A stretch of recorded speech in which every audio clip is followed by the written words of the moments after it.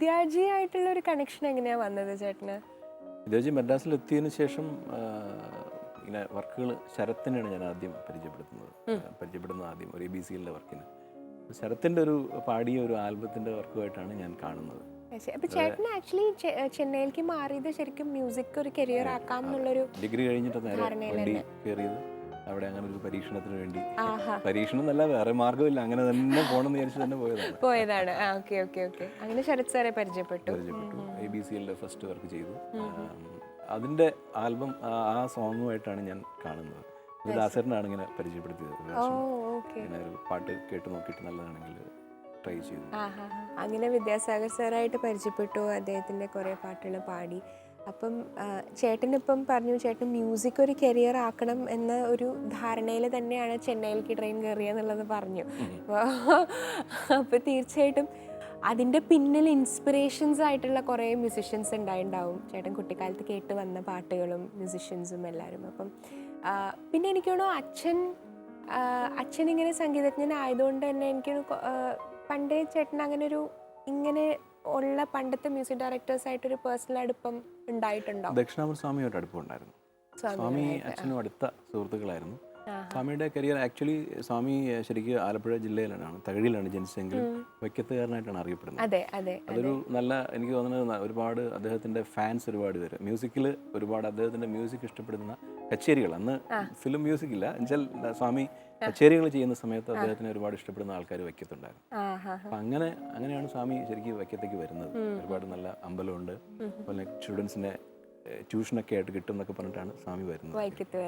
അങ്ങനെ അവിടെ വന്ന് സെറ്റിലായി ക്ലാസ്സൊക്കെ എടുത്ത് തുടങ്ങുമ്പോൾ പിന്നെയാണ് ഈ മദ്രാസിൽ നിന്നൊരു കോള് വന്നിങ്ങനെ ഫിലിം ചെയ്യാനായിട്ട് സ്വാമി പോകുന്നത്. അപ്പം അന്ന് തൊട്ട് അച്ഛനെ അറിയാം, നല്ലോണം പരിചയമുണ്ട്. പിന്നീട് എനിക്ക് കരിയറിൻ്റെ സ്റ്റാർട്ടിങ്ങിൽ അച്ഛന് നിർബന്ധമാണ് സ്വാമിയുടെ പാട്ടുകൾ പാടി തുടങ്ങണമെന്ന് അച്ഛനൊരു നിർബന്ധമായിരുന്നു. അപ്പോൾ എന്നെ സംബന്ധിച്ചിടത്തോളം സ്വാമി എന്ന് പറയുന്നത് എല്ലാ ദിവസവും വീട്ടിൽ വരും, ഞങ്ങൾ ഒരുമിച്ച് യാത്ര ചെയ്യാറുണ്ട്, കച്ചേരിക്ക് പോകാറുണ്ട്. അന്നൊന്നും സ്വാമിയുടെ എന്താണ് സ്വാമി എന്ന് അറിയില്ല. ഫീൽഡിൽ എൻ്റർ ചെയ്തതിന് ശേഷമാണ് അതാരായിരുന്നു എന്തായിരുന്നു എന്ന് സംഭവിച്ചതെന്നുള്ളത്. 10 പാട്ട് ഒരു ഒറ്റ ദിവസത്തെ റെക്കോർഡിങ്ങിലാണ് ചെയ്തത്. ശിവം എന്ന് പറഞ്ഞൊരു ഡിവോഷണൽ ഫസ്റ്റ് 92-ലായിരുന്നു. അത് എറണാകുളത്ത് വെച്ച് റെക്കോർഡ് ചെയ്തു, ലൈവ് ഓർക്കസ്ട്രയുടെ കൂടെ. അതാണ് ആദ്യമായിട്ട് സ്റ്റുഡിയോ റെക്കോർഡിംഗ് പറയുന്നത് അതായിരിക്കോ? അത് ശരി. സ്വാമിയുടെ പാട്ടാണ് അപ്പൊ ആദ്യം സ്റ്റുഡിയോയിൽ പാടിയതല്ലേ? ദൈവമേ, അതൊരു ഭയങ്കര ഭാഗ്യല്ലേ? അല്ല, അന്ന് പേടിയില്ലായിരുന്നു. കാരണം വെച്ചാൽ സ്വാമി നമ്മൾ പാടണം, അവരുടെ ഓർക്കസ്ട്ര ചെയ്യണോ, അത് ആ സമയമാകുമ്പോൾ 4 താളവട്ടം വെച്ചുള്ളൂ, അത് കഴിഞ്ഞ് അങ്ങ് പാടിക്കൊള്ളൂ എന്ന് പറയും.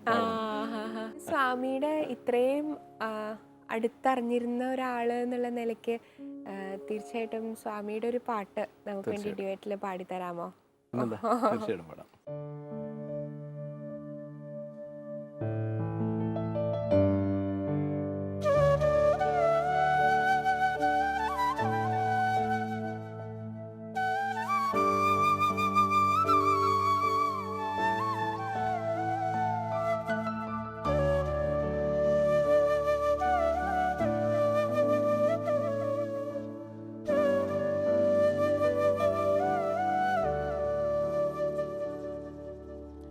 എത്ര ചിരിച്ചാലും ചിരി തീരുമോ നിന്റെ ചിത്തിരപ്പൂവിതൾ ചുണ്ടിൽ? എത്ര ചൊരിഞ്ഞാലും കതിർ തീരുമോ നിന്റെ ശില്പമനോഹരമിഴിയിൽ?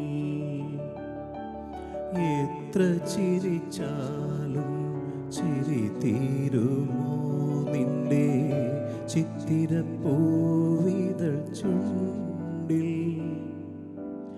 എത്ര ചൊരിഞ്ഞാലും കതിർ തീരുമോ നിന്റെ ശില്പമനോഹരമിഴിയിൽ?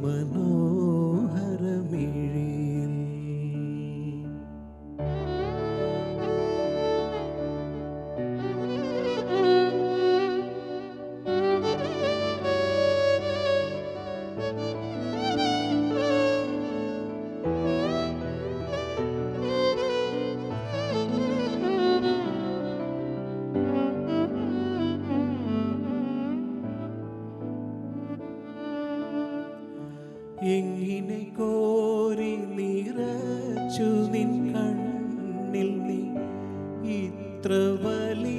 സമുദ്രം അനുരാഗ സ്വപ്ന നീല സമുദ്രം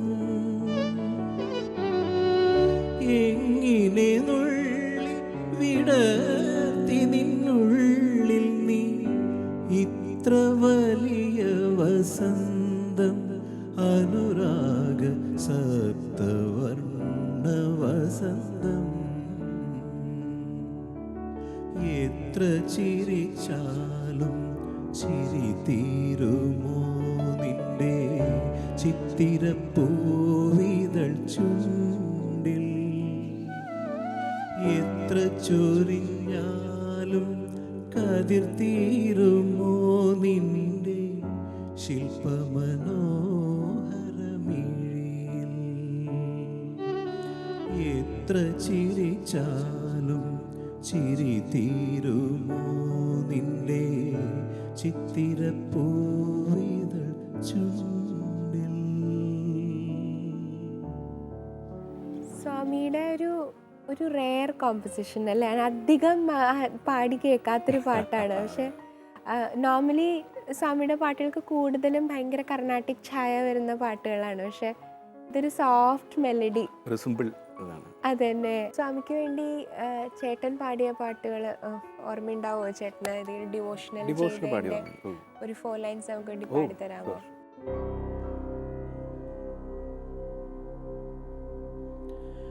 നാദശരീരനാം തിരുവൈക്കത്തപ്പൻ മനസ്സിൽ വിളയാടും നേരം നാദശരീരനാം തിരുവൈക്കത്തപ്പൻ മനസ്സിൽ വിളയാടും നേരം ഞാനൊരു സംഗീതമാകും ഞാനൊരു സംഗീതമാകും സാമസംഗീത കന്തളമാകും നാദശരീരനാം തിരുവൈക്കത്തപ്പൻ മനസ്സിൽ വിളയാടും നേരം. നല്ല രസമുള്ള ഒരു പാട്ടല്ലേ, വൈക്കത്തപ്പനെ പറ്റി തന്നെയുള്ള പാട്ടാകുമ്പോൾ പാടുമ്പോൾ ചേട്ടന് കൂടുതൽ ഫീൽ ഉണ്ടാവില്ലേ? നമ്മളെല്ലാം തുടക്കം അവിടെ നിന്നാണ്. കാരണം ഞാൻ ഫസ്റ്റ് ചെയ്ത വർക്ക് ആദ്യം പാടി തുടങ്ങുന്നതും വൈക്കത്തമ്പലത്തിൽ നിന്നാണ്.